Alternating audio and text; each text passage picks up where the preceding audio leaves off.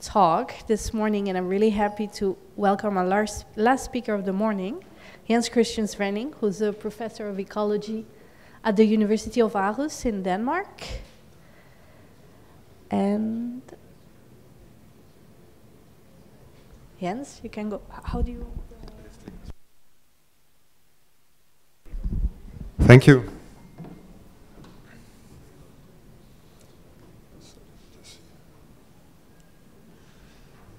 Yeah, so thanks a lot for inviting me, Miguel and Leticia. It's really a pleasure being here. I'm super interested in both ecology and history, also cultural history. So I really enjoyed this first day and also the afternoon yesterday.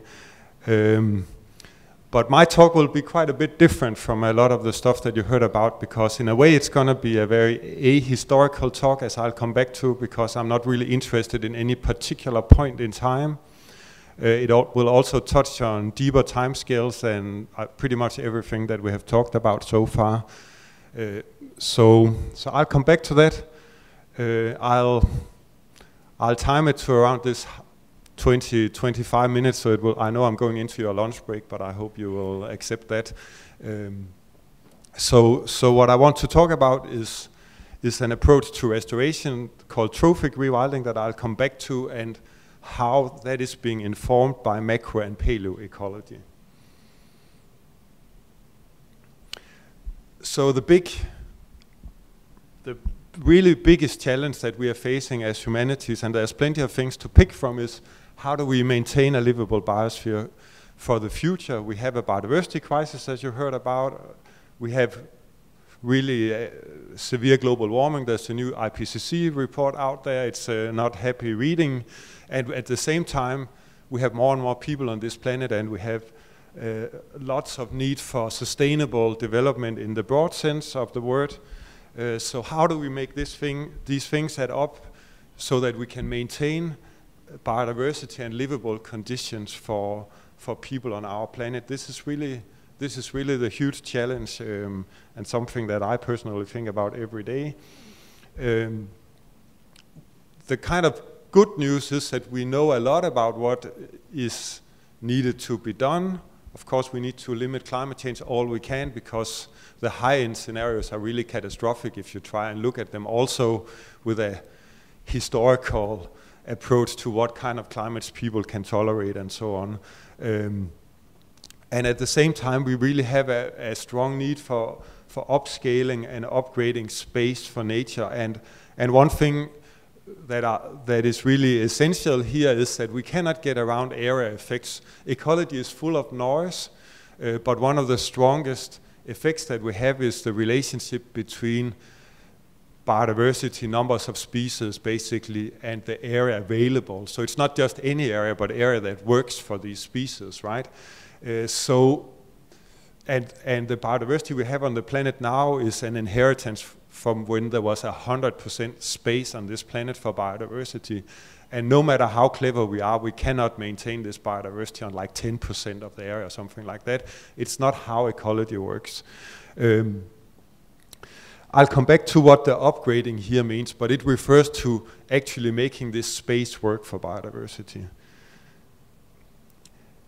I'll not talk much about the upscaling part today, and it can seem very difficult. How do we get enough space for biodiversity on this planet where we have so many people, and we'll have even more people in the future?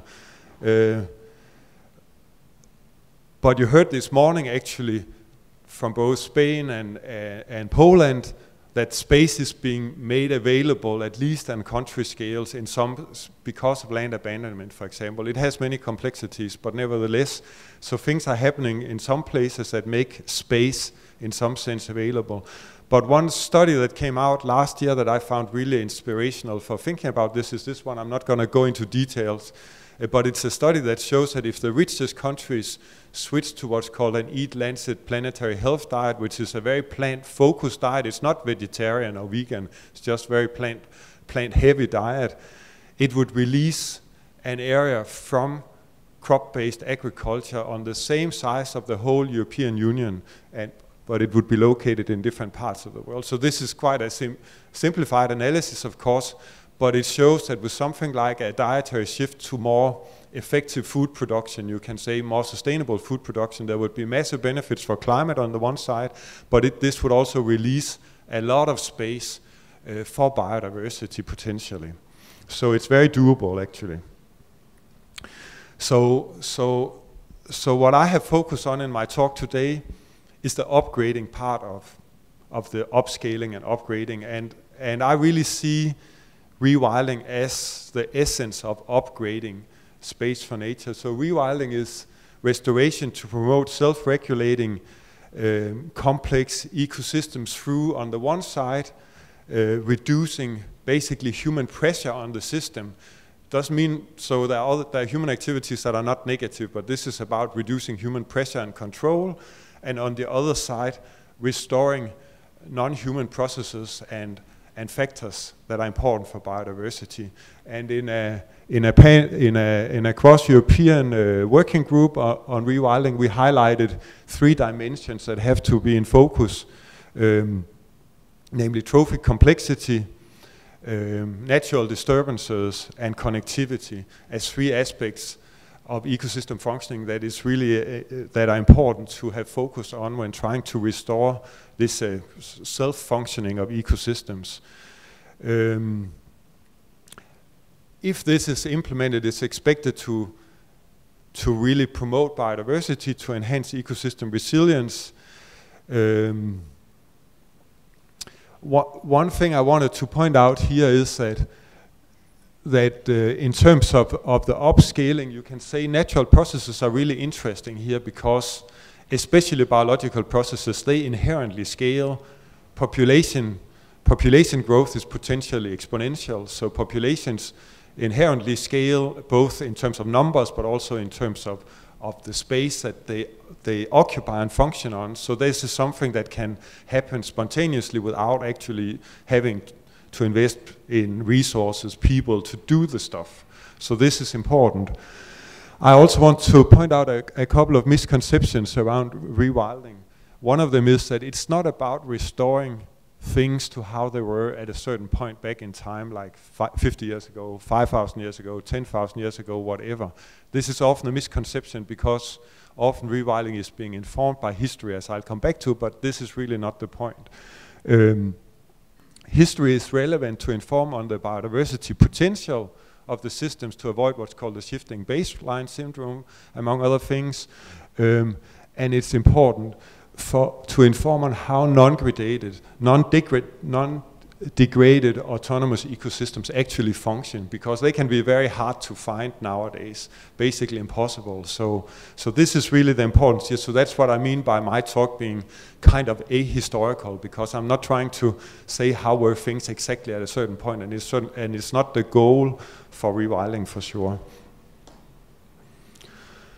So we defined the term trophic rewilding as a kind of as a subset of rewilding in a paper published in 2016 as species introductions to restore top-down trophic interactions and associated trophic cascades. That means multi-level trophic interactions to promote self-regulating biodiverse ecosystems. So this is just a subset of rewilding, but this is where my talk will be focused today. And this mainly has focus on megafauna, not because other organisms are not also involved in these top-down trophic effects, but because megafauna on the one side have particular ecological importance where they exist, and secondly have been selectively removed from ecosystems around the world and on many time scales. So first of all, now I want to talk about a historical perspective on trophic rewilding, and then I'll come back to a more functional perspective. One point that I like to make is that extant species diversity is truly ancient, much more so than people often realize, and this means that all of these species have evolved and survived in the long term in megafauna-rich ecosystems. I'll come back to that, but most of current species are hundreds of thousands to millions of years old. This is very important to have in mind when you work on historical ecology, that the time scales that we mostly focus on are super shallow from the sense of the species. Often, I mean, if you talk about long-lived trees, it can be 1 or 2 generations only, but super shallow. Our species are super old. Also, the species that are right just outside this door, they're super old species. And of course, species don't arise out of nothing, right? So they arise through evolution, and most of the traits they have, they inherited from their ancestors. So most of the traits are even older than the species. And just to illustrate this, you can see a European beech in the top there, and you can see an American beech down there. They split out 10 million years ago. They're basically identical. Their climatic tolerances have been studied. They are basically the same. Their leaf characteristics are the same. They're both shade adapted, shade giving. They have similar dispersal adaptations. They're basically the same. And if you find beeches in China, same thing, they are basically the same. So being a beech goes back at least 10 million years. So this is really important. So you can think about then what are the key ecological characteristics that have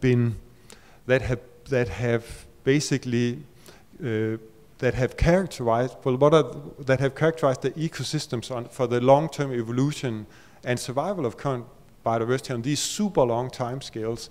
And there are many things one could draw out here, but these are 3 important points. Most of this time there was 100% space for nature. These were wild, unmanaged ecosystems for most of the time. Depends on where you were in the world, how long that is, but even where people were for a long time, this is the time before people were, at least Homo sapiens, was usually much, much longer. And one thing that always comes out very dramatic when you look at these past ecosystems is that there was clearly very diverse and likely, and sometimes we know this also, abundant megafauna. So one of the things so I'm really a botanist originally. I'm really interested in plants, and when I started looking into past ecosystems, one of the things that really struck me was how similar European ecosystems, if you look back 100,000 years, 200,000 years, even 1 million years, if you look to the plants, to the invertebrates and so on, mostly it's super similar to what we have now. The further back you go, the more extinct species you find, and if you go before the ice ages, you find many extinct species, but you can go quite far back and find very similar things to what you see now. It's only when you come to the big species that it gets really weird and consistently weird. And this is the same around the world. So today we kind of think that roe deer, white-tailed deer, stuff like that is big species, and many ecosystems around the world, that's the biggest species you have in them. That would be like your typical big species in much of the world. But you actually have to go back something like 30 million years if you go beyond like the last few millennia for this to be typical. In that whole time frame in between, something like this you see in the top there was much more typical. For example, we've had elephants in Europe continuously the last 18 million years, except the last 10,000 years. So this has really been typical. And it's also very clear, it's not something I'll have time to come into now. It's still being discussed, but in my opinion, it's extremely clear that this is linked to human impacts across the last 50,000 years. If you want some numbers of this decline, you can see here extinction rates across the last 50,000 years for mammals as a function of size class.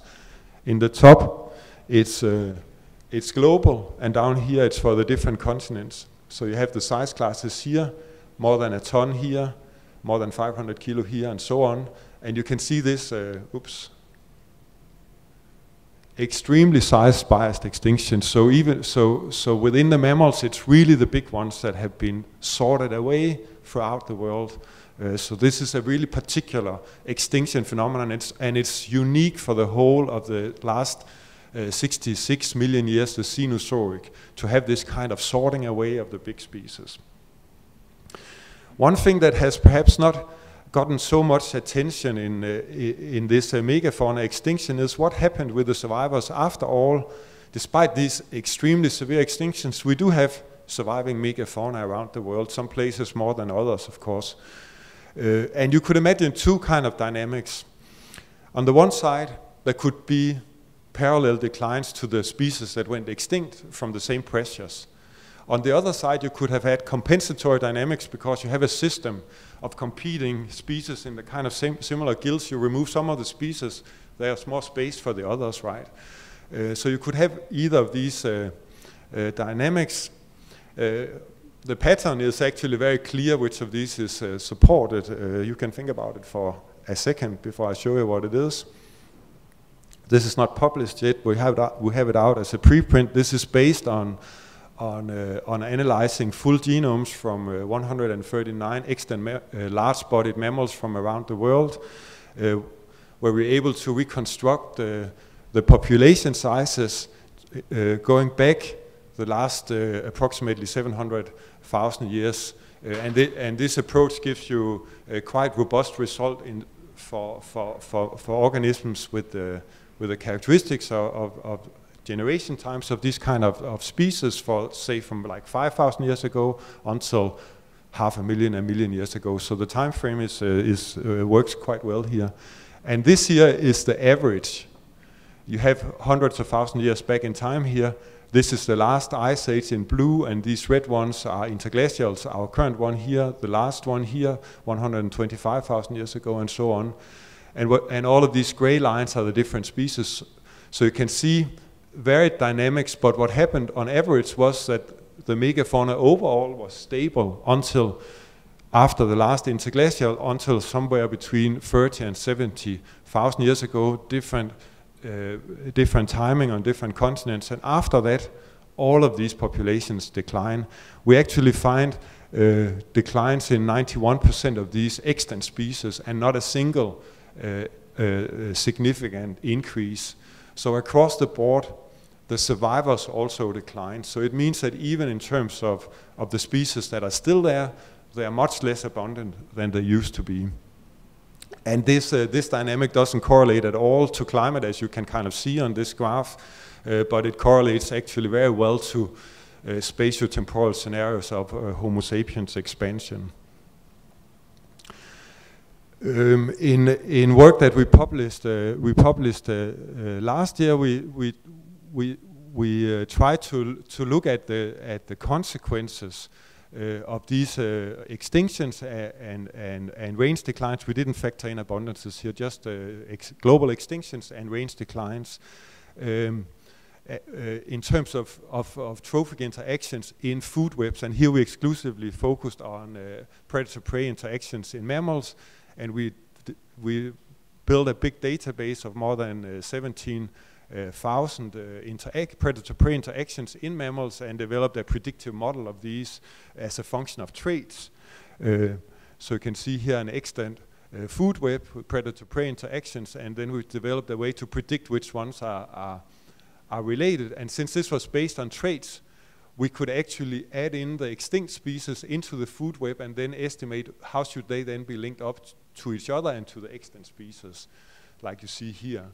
For example, from this for this North American community with the extant species in California and some of the extinct ones added in. And what this analysis showed was that because in these food webs the bigger species tend to have more connections, the severity of the food web sort of connectedness losses were much stronger than the overall extinctions. So overall for mammals, we had only 6% extinctions here, but mainly in the big species. But this resulted in about halving of the connections at a local scale in these predator-prey mammal food webs. And about half of this, you can see the details here, how it's split out on the, into the different continents. But about half of this reduction was due to global species losses, so species that don't exist on the Earth anymore, and about half of this reduction was due to range contractions in species that still survive somewhere else. So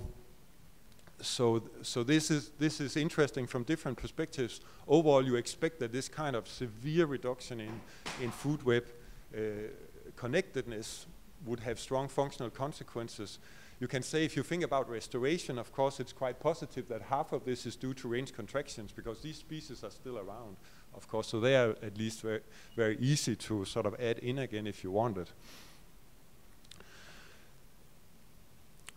Now I want to talk a little bit about ecological effects in trophic rewilding while keeping track on your lunch break.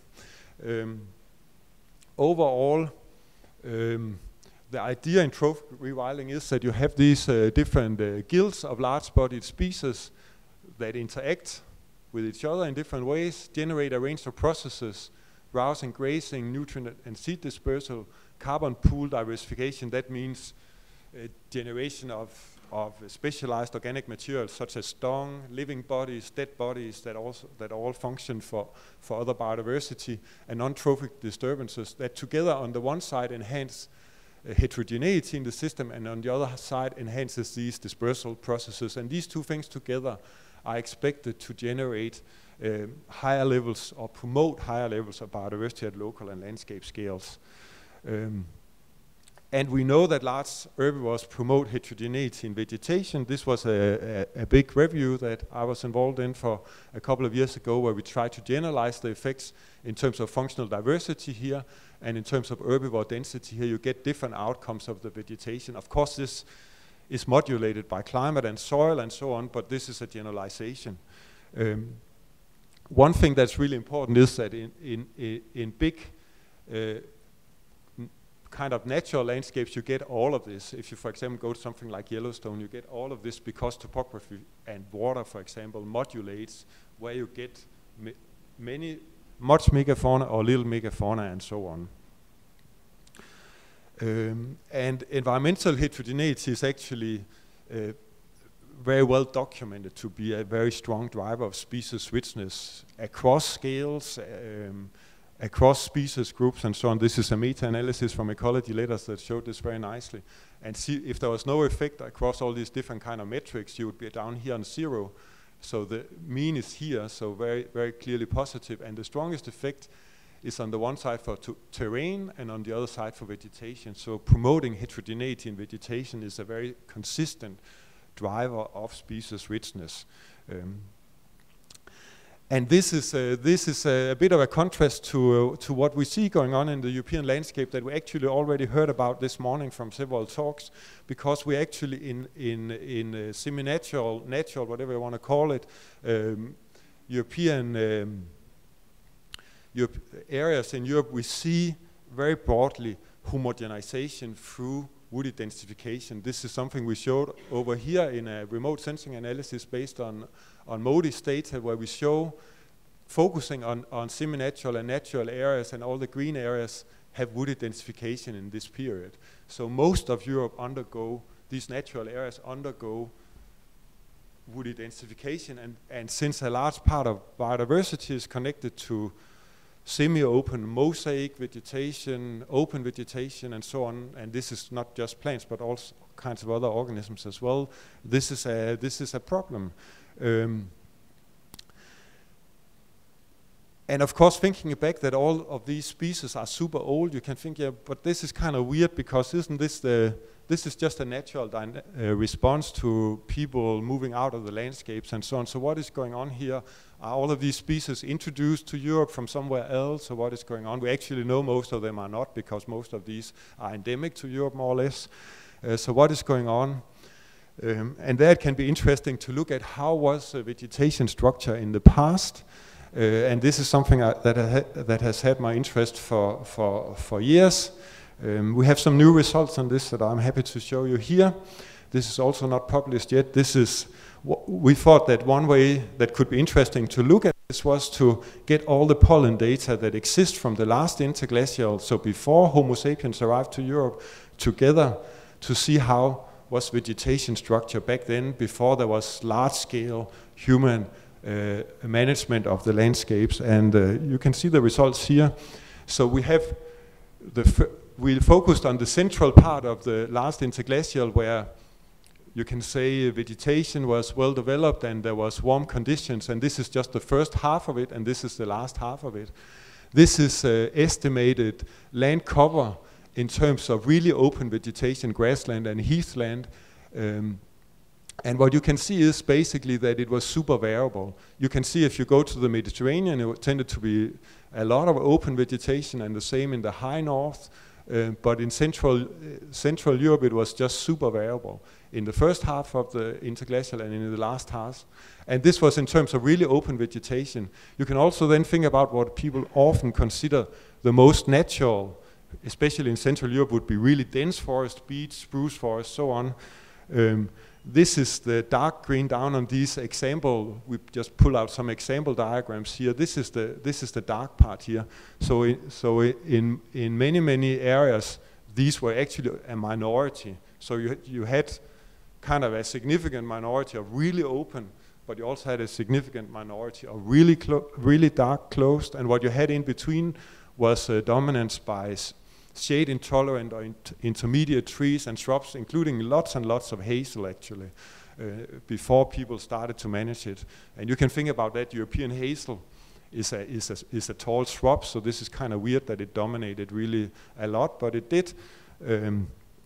It could actually be that this was kind of natural coppice woodland or something like that from all the elephants and other stuff that was there. We don't know, but in any case, this is quite different from what you get from simple land abandonment when you don't have faunal, when you don't have really a lot of large herbivores in the system today. And this is this builds on a study that we did, yeah, I guess 10 years ago. Where we used beetles also from the last interglacial as indicator species for vegetation structure and herbivore abundance, because you have dung beetles, you have wood-associated beetles, and so on. And this was something we could only do for Britain because that's where they have a tradition for looking very consistently at fossil beetles. And just to be quick, we looked at 4 periods: last interglacial again, the last ice age, early Holocene, so pre-agricultural, but with people, Homo sapiens, all over the place, and the cultural landscape of the late Holocene, not the present. And this is in terms of, these are proportions of sites with amounts of dung, and high dung means really a lot of large herbivores. So in the last interglacial, half the sites had a lot of large herbivores. And of course in the cultural landscape that was more widespread. And here you can see reconstruction of the vegetation, which was very mixed in the last interglacial in Britain and had all these large herbivores. So this is kind of a more detailed view on the ecosystem than the only pollen gives, complementary, but the pollen data allows us to scale up for Europe, and you can say we get consistent results for all of Europe when we scale it up.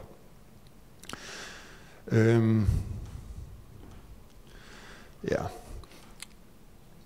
It's often thought that when you have these, when you have large, that when you have intact ecosystems, including the top carnivores, that they would down-regulate the herbivores, so you don't get a lot of herbivory in the landscape. This was kind of the idea in Yellowstone, for example, where wolves were reintroduced in the 90s to down-regulate the American elk, American red deer population. And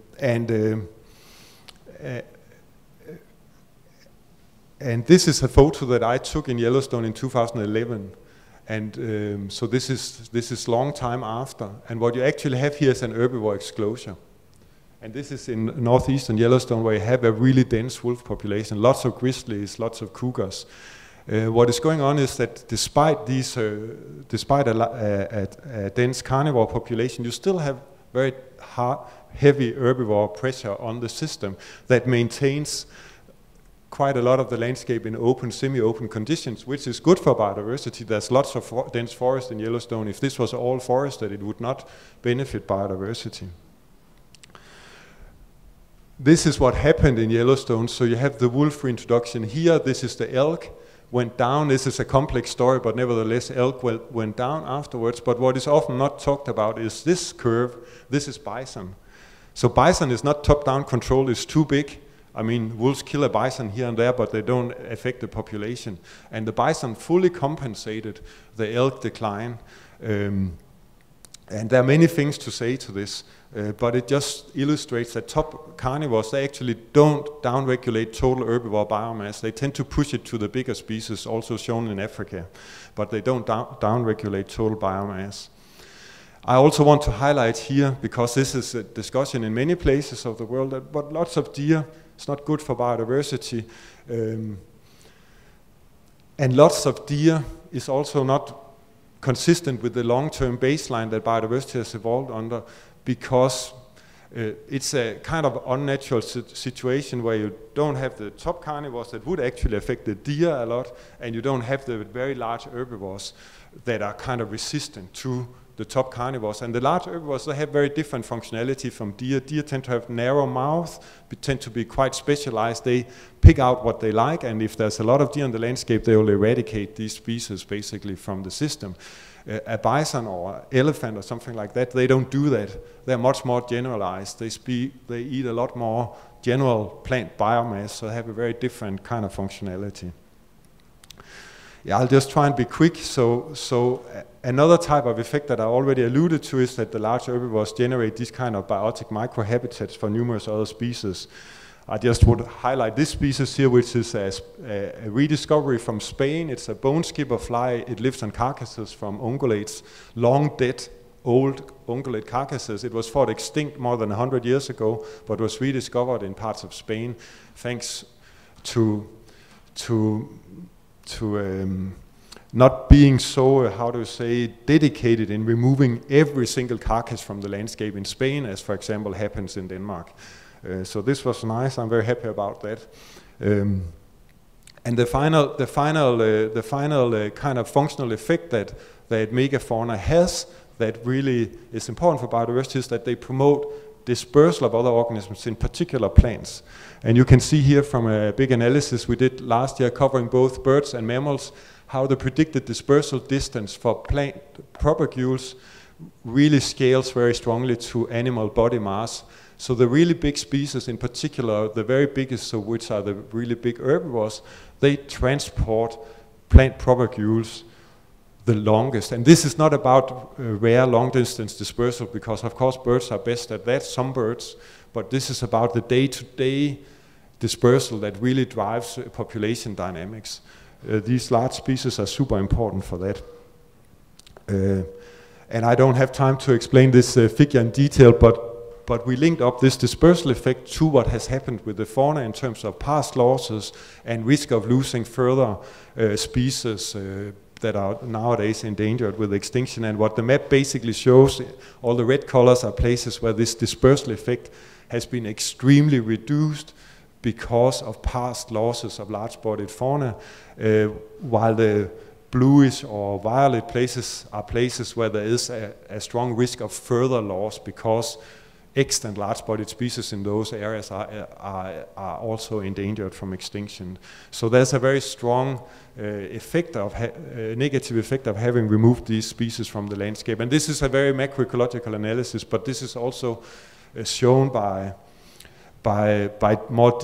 detailed landscape scale studies in Europe that dispersal limitation is a huge problem for many plant species in our landscapes nowadays. I'll just wrap up very quickly. Since I came at this from a big macroecological and paleoecological perspective, that there's actually nice empirical evidence and more from around Europe that you kind of also get the effects that I talk about if you actually do trophic rewilding. For example, from a very famous and somewhat controversial Dutch rewilding project in Oostvaardersplassen, close to Amsterdam. This was an area that started out from scratch. It was former marine bottom that was stamped in by 1970, and then it was established basically as a bird reserve first. And then feral cattle and horses were established. But in the early part of the dynamic, you had this very strong expansion of woody species, elderberry and salix. This is very early successional system, and it started out from total scratch. But then as the herbivore population, and this is the scaling that I was talking about before, it shot up. It still took some decades, you can see, right? But as it shot up, it dramatically reduced the woody species. So basically similar to the Yellowstone situation. So what this shows you is that large herbivores, even on very fertile soil in lowland Europe, they can, at least locally, create totally open ecosystems. And this is not to say this would happen in the whole landscape, right? But in these circumstances, just like you see close to the rivers in Yellowstone, they can definitely do it.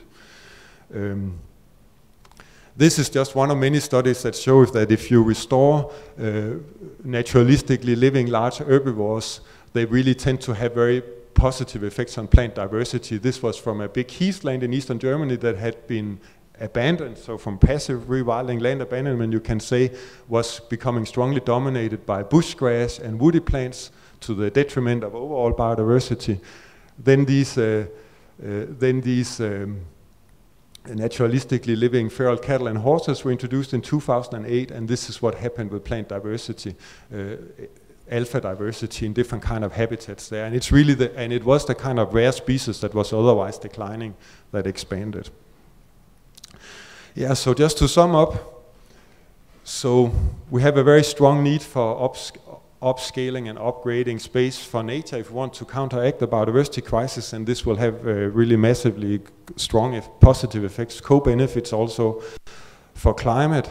And I really see a key role here for megafauna-based rewilding, as I've argued here today, to enhance both the biodiversity value and the climate resilience of these systems by promoting heterogeneity in the vegetation, generating biotic microhabitats, and enhancing plant dispersal. Past extinctions have strongly reduced the functional capacity of the megafauna we have around, but there's really big potential for restoring this functionality by allowing the surviving species to come back. But of course, if we want full restoration, we would need to also consider functional analogs for the extinct species. Whatever is needed. Again, I think it's not a reconstruction exercise, but it's about thinking through what these functions are and what the species that we have around us they really are adapted to. So with that, just want to thank you for your attention.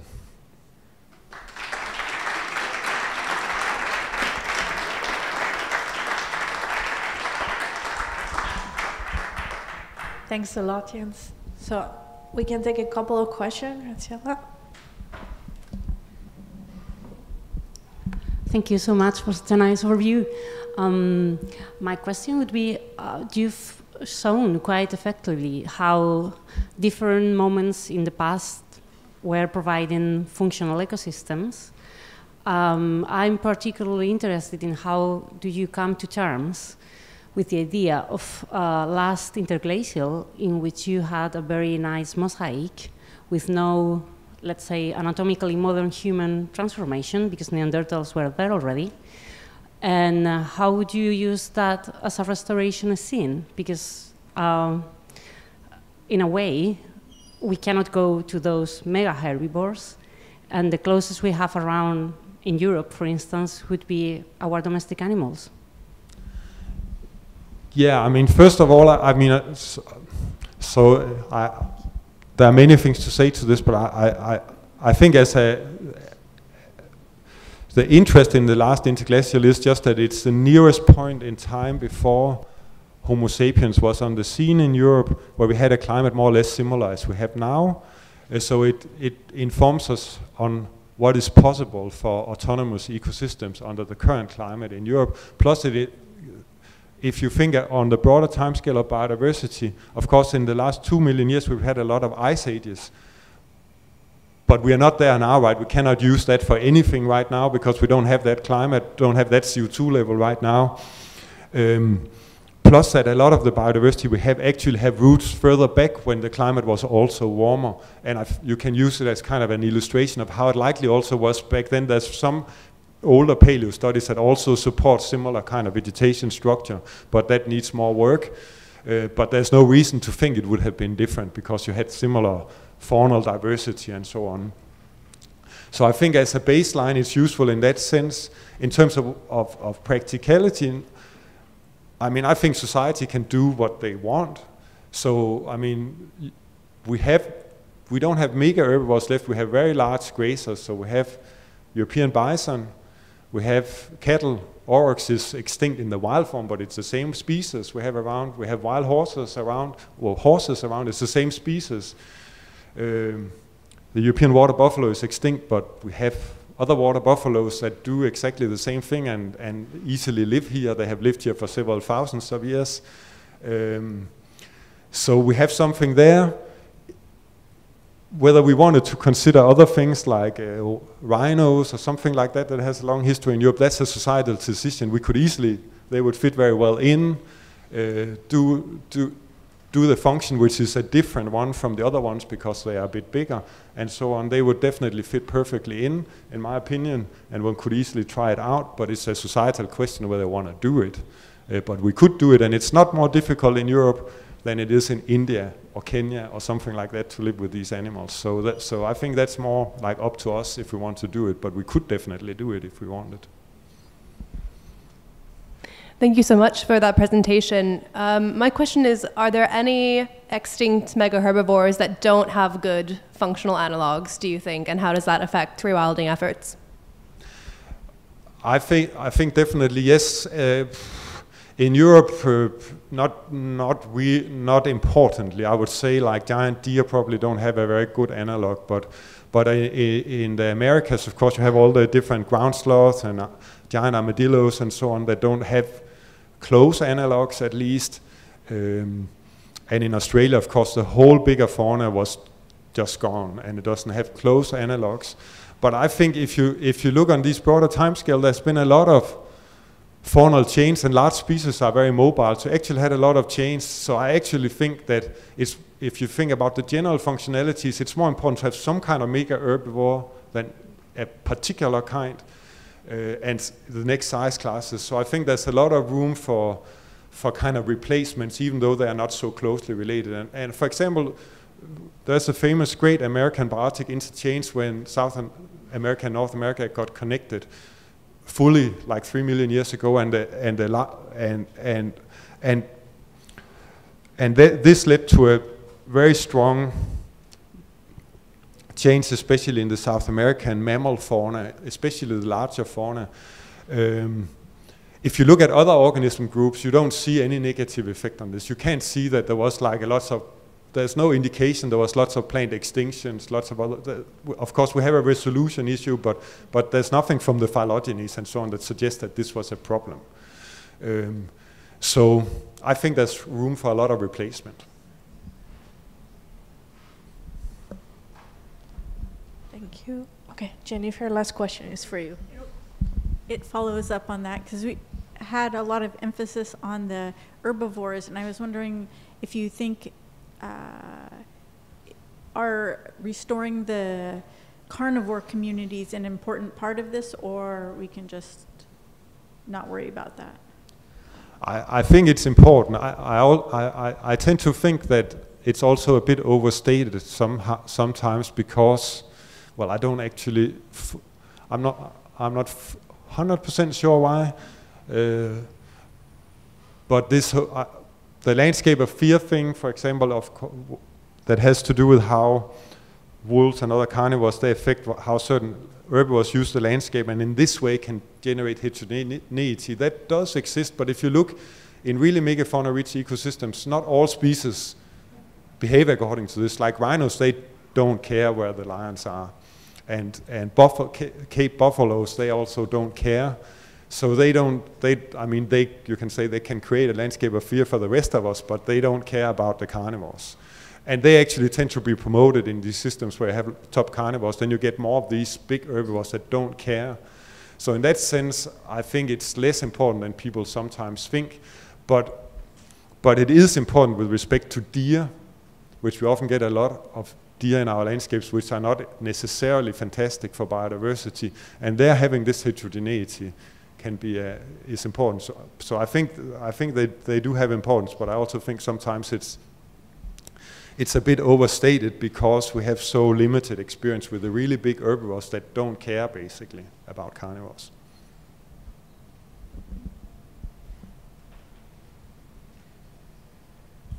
Thank you. I'm just looking at the time. I think we should I see, Adam, you have a question or a comment. Sorry, because it's already lunchtime. Thank you, yes. Thank you again.